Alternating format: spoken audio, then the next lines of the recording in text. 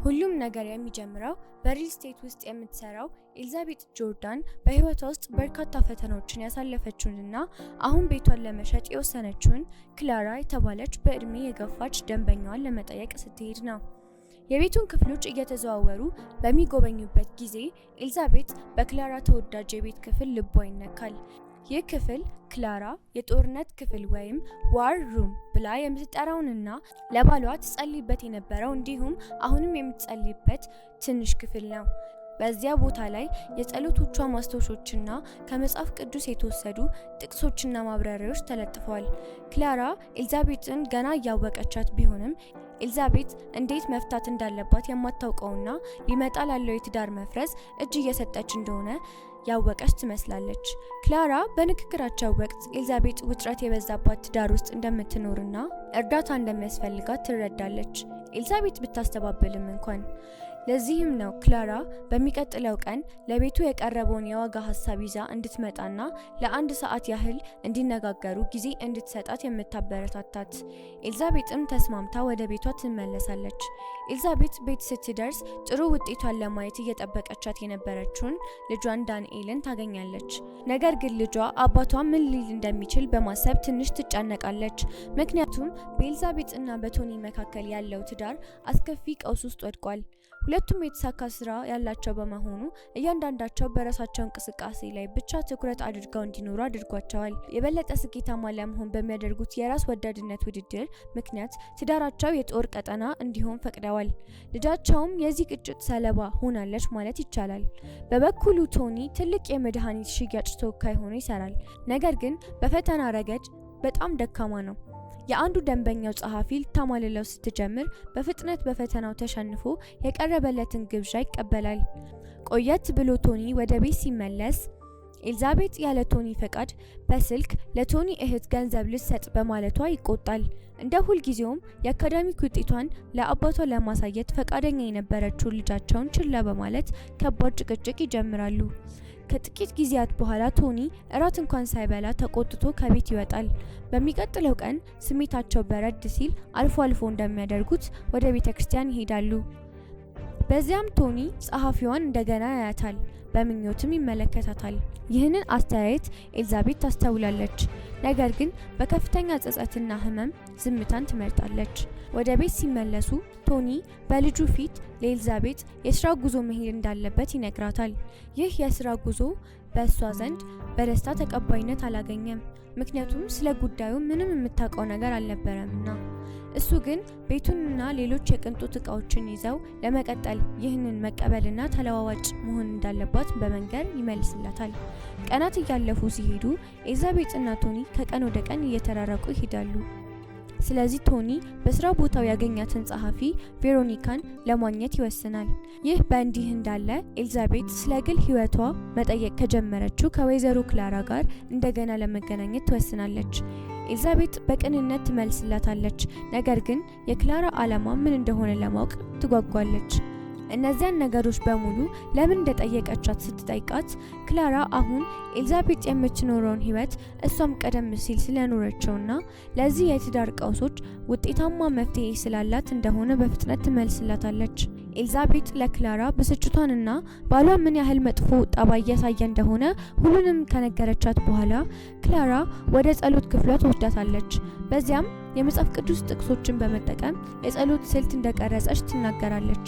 መጀመሪያ ማድረግ ያለባት ነገር ማጉረምረምን ማቆምና ከሁሉም በላይ ደግሞ ከተሳሳተ ጠላት ጋር መዋጋትን ማቆም እንደሆነ ትነግራታለች። በዚህም በወይዘሮ ክላራ መመሪያ ኤልዛቤት ሁሉንም ነገር እንዳልጠፋና ከቤተሰቧ ጋር ከመዋጋት ይልቅ በጸሎት ለቤተሰቧ መዋጋት እንደምትችል ትገነዘባለች። ቆየት ብሎ ኤልዛቤት ለውጥን ማሳየት ትጀምራለች።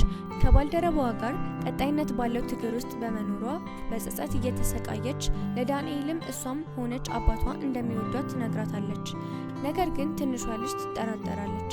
እያለቀሰችም ስለ እሷና በትምህርት ቤት ስላሏት እንቅስቃሴዎች ጥያቄዎችን መጠየቅ ትጀምራለች። በዚህን ጊዜ ኤልዛቤት ለማንኛውም ጥያቄ እንዴት መመለስ እንዳለባት አታውቅም ነበረ። ከባሏና ከልጇ ጋር ያባከነችውንም ጊዜ ትረዳለች። ስለዚህ በጣም አዝና እንደሆነ በመንገር ይቅርታ እንድታደርግላት ትለምናታለች። እናትና ልጅን ተቃቅፈው ያለቅሳሉ። በሚቀጥለው ቀን ኤልዛቤት ወደ ወይዘሮ ክላራ ቤት ተመልሳ ከልጇ ጋር ስላሳለፈችው አስከፊ ትዕይንት ትነግራታለች። ነገር ግን የራሷን ጥፋት ከመቀበል ይልቅ ስለ ባሏ ማጉረምረም ትጀምራለች። ይህንን ስታይ ክላራ ባሏን በመጥፎ ነገር ለመናገር የምታጠፋውን ጊዜ ለመለወጥ የምታደርገውን ነገር እንድታመዛዝን ታረጋታለች። ለዚህም ክላራ ባሏን ለመለወጥ ከመሞከር ይልቅ ልትወደው፣ ልታከብረውና ልትጸልይለት እንደሚገባ ታብራራለች። ነገር ግን ከየት መጀመር እንዳለባት አታውቅም ነበረ። ስለዚህ ክላራ መጽሐፍ ቅዱስን ሰጥታት ከዚያ እንድትጀምር ትመክራታለች። ከዚህ ሁሉ በኋላ ኤልዛቤት የመለወጥ ተነሳሽነት ይዛ ወደ ቤት ትመጣለች። ይህንን ለማድረግ የራሷን የጦርነት ክፍል ለመገንባት በቁም ሳጥን ውስጥ ያሉትን እቃዎች በሙሉ በማውጣት ትጀምራለች። መጀመሪያ ላይ በጸሎት ላይ ትኩረት ማድረግ ይገብዳታል። ነገር ግን ተስፋ አትቆርጥም። ጥቂት ቀናት ያልፋሉ። ቶኒ ከስራ ጉዞ ወደ ቤት ይመለሳል። ኤልዛቤት እንዴት እንደነበረ ጠይቃት ትቀበለዋለች። ከዚያም እህቱ የአፓርታማውን ክፍያና ኪራይ ለመክፈል እርዳታ እንደሚያስፈልጋት ትነግረዋለች። ይህ እንደገና በመካከላቸው ጭቅጭቅ ያስከትላል። ምክንያቱም ቶኒ አሁንም ፈቃደኛ ባለመሆኑ ኤልዛቤትን በጣም ያሳዝናታል። በርካታ ቀናት ያልፋሉ። በትዳራቸው ውስጥ ያለው ውጥረት እየጨመረ መሄዱን ስታይ ኤልዛቤትን እንድትረዳ ወደ ክላራ ቤት መሄዷን ትቀጥላለች። በዚህ ጊዜ ክላራ ስለ ባሏ ቶኒ ያሉትን መጥፎ ነገሮች በሙሉ መጻፍ እንድትጀምር ጠይቃታለች። ኤልዛቤት እንዲሁ ታደርጋለች። 3 ገጾችንም ትሞላለች። ምንም እንኳን ከዚህ በላይ ሊሆን እንደሚችል ብትጠቅስም ይሁን እንጂ ክላራ አስገራሚ ነገር ትነግራታለች። እነዚያ ስህተቶች ቢኖሩም እግዚአብሔር ቶኒን እንደሚወደው ትገልጽላታለች። ከዚህም ሁሉ በኋላ ኤልዛቤት በመካከላቸው አሁንም ፍቅር ስላለ ትዳራቸውን ለማዳን ተዘጋጅታ ከክላራ ቤት ትወጣለች። ነገር ግን ቤት ስትደርስ ባሏ በአንድ ሬስቶራንት ውስጥ ከአንዲት ሴት ጋር እንደታየ ከጓደኛዋ ትሰማለች። ይህ የኤልዛቤትን ልብ ለሁለት ይሰብረዋል። እሷም እግዚአብሔር እንዲረዳት በጸሎት ትጠይቃለች። ቶኒ ላይ እንደተናደደች ግን እሱን ማጣት እንደማትፈልግ ትናገራለች። የባሏ ዳኛ መሆን እንደማትፈልግም ትገልጻለች። እግዚአብሔር በትዳራቸው ላይ ቁጥጥሩን እንዲረከብ ቁጣውን ከልቧ እንዳስወጣላትና እንደገና እንድትወደው እንዲፈቅድላት ትጠይቃለች። ወዲያውኑ ኤልዛቤት በጣም የለመነችውን መጽናኛ በልቧ ውስጥ ታገኛለች። በታላቅ ኃይል መነሳሳት ቤቷ የእግዚአብሔር መሆኑን ታውጃለች። ሰይጣንንም ትገስጻለች። አሁን ቤቷ አዲስ አስተዳዳሪ አለው። ደስታዋም ከእርሱ ይመጣል። ስለዚህም ቶኒ በሬስቶራንቱ ውስጥ ከሌላዋ ሴት ጋር ሆኖ ብቻቸውን ለመሆን ወደ አፓርታማዋ የመሄድ ግብዣውን እየተቀበለ ሳለ ሚስቱ በቤት ውስጥ ለሱ እየጸለየችለት ነበር። በዚያን ጊዜ ቶኒ በድንገት የማቅለሽለሽ ስሜት ይሰማዋል። በሚቀጥለውም ቀን ዳንኤል በቤታቸው ውስጥ የኤልዛቤትን የጸሎት ክፍል ታገኛለች። እሷም ለብቻዋ መታገል ሰልችቷት አሁን እግዚአብሔር ብርታት እንዲሰጣት እንደምትጸልይ ለልጇ ልታስረዳት ትሞክራለች። ከዚህም በኋላ ኤልዛቤት በልጇ ሕይወት ውስጥ የበለጠ መሳተፍ ትጀምራለች። አሁን አብረው መጸለይ ይጀምራሉ። ለዚህም ኤልዛቤት መጽሐፍ ቅዱስ ትሰጣታለች። በዚያም ቀን ቶኒ ከጉዞ ይመለሳል። ሚስቱ ከጓደኛው የተቀበለችውንና እሱ ከሌላ ሴት ጋር እንደነበር የሚገልጸው መልእክት ያስተውላል። ቶኒ ለንትርክ ተዘጋጅቷል። ነገር ግን በራት ሰዓት ኤልዛቤትን የተረጋጋ አመለካከት ሲያይ በጣም ይገረማል። ምናልባት ሚስቱ ልትመርዘው ፈልጋ ይሆን የሚል ሀሳብም ይመጣለታል። ነገር ግን ያሰበው ነገር እብደት መሆኑን ሲረዳ ቶኒ ከመጨቃጨቅ ይልቅ ለምን ያንን እንግዳ አመለካከት እንዳሳየች ይጠይቃታል። አሁንም ቢሆን ኤልዛቤት በጣም የተረጋጋችውና ትቀጥላለች። በዚያን ጊዜ የምትፈልገው ጥሩ አይስክሪም እና የእሱን የእግር ማሳጅ እንደሆነ ትነግረዋለች። በሚቀጥለው ቀን ቶኒ በሽያጭ ስራው ላይ በማጭበርበሩና በመዋሸቱ ከስራ አስኪያጁ ከስራ ይባረራል። ስለዚህ ሚስቱን እና ልጁን ሰላም ሳይል በንዴት ከቤት ይወጣል። ኤልዛቤት አንድ ችግር እንዳለ በፍጥነት ታስተውላለች። ስትጠይቀውም ቶኒ ተቆጥቶ ስራውን እንዳጣና አሁን ቤታቸውንና ያላቸውን የኢኮኖሚ አቋም እንደሚያጡ ይመልሳል። ነገር ግን ኤልዛቤት መረጋጋቷን ትቀጥላለች። ሁሉም ነገር መልካም እንደሚሆንም ትገልጻለች። ይህ በቶኒ ላይ የበለጠ ቁጣን ያስከትላል። እሱ የሚስቱን መረጋጋትና ትዕግስት መቀበል አልቻለም። ሌላ ጭቅጭቅ ይጠብቅ ነበር። በዚያም ሌሊት ቶኒ ሚስቱ ጥቃት ሲሰነዘርባትና እሱ ሊከላከልላት ሲሞክር አጥቂው እራሱ መሆኑን የሚያይበት አስፈሪ ህልም ያልማል። ይህ በጣም ያስደነግጠዋል። ከእንቅልፉም ነቅቶ ካልጋው ላይ ይወድቃል። በዚያን ቀን ቶኒ በአጋጣሚ በቁም ሳጥን ውስጥ ቦርሳ ሲፈልግ የጸሎት ክፍሉን ያገኛል። በዚያም በግድግዳው ላይ የተለጠፉትን የመጽሐፍ ቅዱስ ጥቅሶች በግልጽ ያያል። ለእርሱ የተደረጉትንም ጸሎቶች ያነባል። ይህ ግኝት ቶኒ ሙሉ በሙሉ ያስገርመዋል፣ እንዲሁም ያናውጠዋል። ይህ ወዲያውኑ ወደ ልጁ ዳንኤል እንዲሄድ ያደርገዋል። ያለምንም ቅድመ ሁኔታ አይኖቹ በጸጸት እንባ ይሞላሉ። ይቅርታ እንድታደርግለትም ይነግራታል። ከዚያም ቶኒ ብቻውን ሲሆን ሳያስበው ተንበርክኮ ወደ ኢየሱስ ይጮሃል። እሱ ኃጢአተኛ፣ ራስ ወዳድና ቤተሰቡን የጎዳ ትዕቢተኛ ሰው እንደሆነ ይናገራል። እንደዚህ መሆን እንደማይፈልግ ነገር ግን እንዴት ማስተካከል እንዳለበት እንደማያውቅ ይገልጻል። ልቡን በእጁ ይዞ እግዚአብሔር ይቅር እንዲለው ይማጸናል። ከአሁን ጀምሮ ስራ ባይኖረውም ቶኒ ከልጁ ጋር የበለጠ ጊዜ ያሳልፋል። በዚህም ጊዜ ለገመድ ዝላይ ልምምዷ ወደ ጂም ይወስዳታል። በትንሿ ልጅ ውስጥ ያለውን አቅም ሲያይ ይህ የመጀመሪያው ነው። ስለዚህ ተመልሶ ለዳንኤል በልምምዷ እንደደነቀውና በእርግጥም ጎበዝ እንደሆነች ይነግራታል። ባልተጠበቀ ቀን ከተባረረበት ኩባንያ የቶኒን መኪና ይወስዱበታል። ይህም ተስፋ እንዲቆርጥ ያደርገዋል። ነገር ግን ሚስቱ ልታበረታታው ትሞክራለች። አሁን የሚሸጡ ብዙ ቤቶች እንዳሏትና በዚህም ብዙ ገንዘብ ማግኘት እንደምትችል ትነግረዋለች።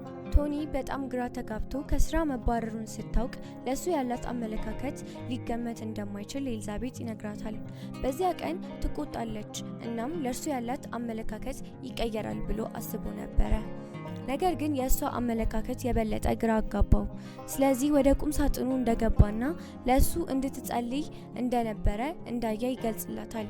ከዚያም እሱ ምን አይነት ሰው እንደሆነ እያወቀች ለምን ይህንን እንዳደረገች ይጠይቃታል። ኤልዛቤት በአይኖቿ እንባ እየፈሰሰ በስሜት ተሞልታ ተስፋ ልትቆርጥ ስላልፈለገችና ለትዳሯ መዋጋትን ስለቀጠለች እንደሆነ ትመልስለታለች። በመቀጠልም እንደምትወደው ነገር ግን በሱ ላይ ቂም ተሰምቷት እንደነበረ ከሱና ከቤተሰቧ ጋር የቆየችው ለኢየሱስ ካላት ፍቅር የተነሳ እንደሆነ ታብራራለች። እነዚህን ቃላት ሲሰማ ቶኒ ተንበርክኮ እያለቀሰ አዝናለሁ ይላታል። እግዚአብሔር ይቅር እንዲለው እንደጠየቀ አሁን ግን ሚስቱም ይቅር እንድትለው እንደሚፈልግና እንዳትተወው ይለምናታል። ለዚህም ኤልዛቤት በጣም ተንሰቅስቃ ይቅር ትለዋለች። ምክንያቱም ቀድሞውኑ በልቧ ውስጥ ጸጋ ነበርና። ከዚህ ዳግም መገናኘት በኋላ ኤልዛቤት ሁሉም ነገር ለወይዘሮ ክላራ ትነግራታለች። እሷም እግዚአብሔር እንደማይተዋቸው ታውቅ እንደነበር በደስታ ታስታውሳታለች። በርካታ ቀናት ያልፋሉ። አሁን ቶኒና ኤልዛቤት ሌላ ችግር ይገጥማቸዋል። ምክንያቱም ቶኒ መልሶ ለመሸጥ መድኃኒቶችን ደብቆ በማስቀመጡ የሞራል ትግል ውስጥ ገብቷል። በዚህ ምክንያት ኤልዛቤት ያለምንም ጥርጣሬ ማስረከብ እንዳለበት ትነግረዋለች። እሱ ግን ወደ እስር ቤት ሊገባ ስለሚችል ይፈራል። ስራውን ስላጣ አሁን ምንም ግድ እንደማይለው በመናገር ራሱን ያጽናናል። ነገር ግን ቶኒ እና ቤተሰቡ አሁን ተለውጧል። ስለዚህ ወደ ቀድሞ አለቃው ለመሄድ ይወስናል። የመድኃኒት ሳጥኑንም ይሰጠዋል። በዚያም ሁሉንም ነገር ተናዞ ይቅርታ ይጠይቃል። አለቃው ከስራ ከተባረረ በኋላ ይህንን ማድረጉ ምንም ጥቅም እንደሌለው በማሰብ ይደነግጣል። ነገር ግን ቶኒ በጣም የሚፈልገውን ሰላም ያገኛል። ስለዚህ ለድርጊቱ የሚመጣውን መዘዝ ለመቀበል ይስማማል። አለቃው በቀድሞ ሰራተኛው ድርጊት ተገርሞና እያሰበበት ከ2 ቀናት በኋላ መልስ እንደሚሰጠው ይነግረዋል። ከዚህ በኋላ ቶኒ ከባለቤቱ ጋር ልቡን ለመለወጥ ይቀጥላል። አሁን ከልጁ ጋር በገመድ ዝላይ ቡድን ውስጥ ነው። ኤልዛቤት ደግሞ ስራዋን ትቀጥላለች። ሁለቱም ይጸልያሉ፣ ከምን ጊዜውም በላይ ይቀራረባሉ። ለቶኒ አስገራሚ ነገር የቀድሞ አለቃው በዚያውኑ ምሽት ወደ ቤቱ ይመጣል። ለሱም በጣም አዝኖ እንደነበርና ያደረገው ነገር ስህተት መሆኑን ይነግረዋል። ነገር ግን ለድርጊቱ ድፍረት ሲል ንስሐ መግባት አለበት። መድኃኒቶቹን እንዲመልስና ከመድኃኒቶቹ ህገወጥ ሽያጭ ያገኘውን $19,000 ለኩባንያው እንዲመልስ ይጠይቃል። በዚህም ሁሉ ነገር ይረሳል። ቶኒና ኤልዛቤት የባሳውን ስለጠበቁ ተገረሙ። ኤልዛቤት እያለቀሰች ይህ ለነሱ የእግዚአብሔር ጸጋ እንደሆነ ትናገራለች። በበኩሏ ኤልዛቤት ወደ ወይዘሮ ክላራ መጎብኘቷን ትቀጥላለች። እሷ ያለፈችበትን አይነት ችግር ውስጥ ያሉ ወጣት ጥንዶች እንድትረዳ ትጠይቃታለች። እሷ እንደተረዳችው ሁሉ ሌሎችን መርዳት እንዳለባት ትነግራታለች። ኤልዛቤትም ተስማማለች። አሁን ቶኒና ኤልዛቤት ሁልጊዜ ወደ ቤተ ክርስቲያን ይሄዳሉ። አንድ ላይ ናቸው። እንደ ባልና ሚስት ዳግም መገናኘታቸው ደስታን ወደ ቤታቸው መልሷል። በእያንዳንዱ እንቅስቃሴያቸው ውስጥ ከልጃቸው ጋር ይደሰታሉ እና ከሁሉም በላይ አስፈላጊው ነገር እግዚአብሔር በቤታቸው አለ። በዚህም ጸሎትን እንደ ሕይወት ዘይቤ የሚቀበሉ ተዋጊዎች ይሆናሉ። ይህ ዋር ሩም የተባለው የክርስቲያን ፊልም ማጠቃለያ ነው።